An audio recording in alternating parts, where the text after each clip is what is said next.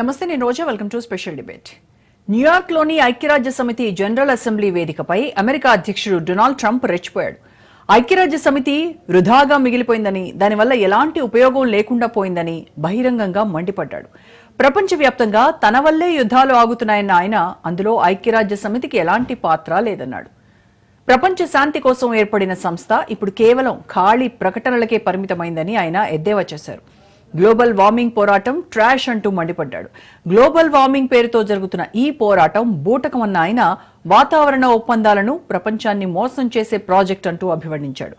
Ukraine యుద్ధం ముగియాలంటే Europe, Russia gas, చమురు కొనుగోలు తక్షణమే ఆపాలని డిమాండ్ చేశాడు. రష్యాపై ఆర్థిక ఒత్తిడి ద్వారానే శాంతి సాధ్యమన్నాడు. అమెరికాలోకి అక్రమంగా ప్రవేశిస్తున్న వలసదారులకు ఐక్యరాజ్య సమితి ఆర్థిక సహాయం అందిస్తోందని, ఎలాంటి ఆధారాలు లేకుండానే ట్రంప్ విమర్శలు గుప్పించాడు. సరిహద్దులను కాపాడటంలో యూరప్ దేశాలను విమర్శిస్తూ ఇందుకు ఐక్యరాజ్య సమితి తానా అంటే తందానా అంటుందన్నాడు.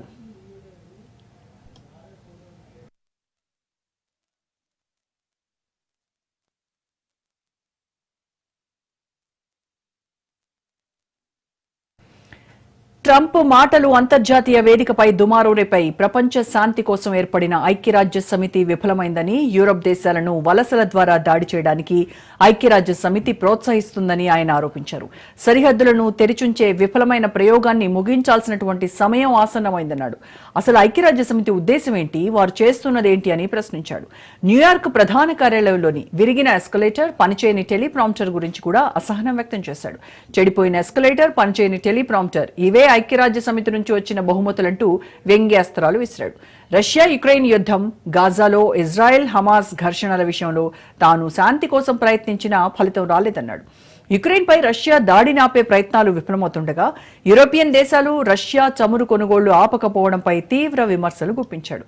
చైనా, భారతదేశాలపైన ఇదే కారణంతో అసంతృప్తి వ్యక్తం చేశాడు. పాలస్తీనా దేశాన్ని గుర్తించడం వల్ల అది హమాస్కు బహుమానమవుతుందని హెచ్చరించాడు.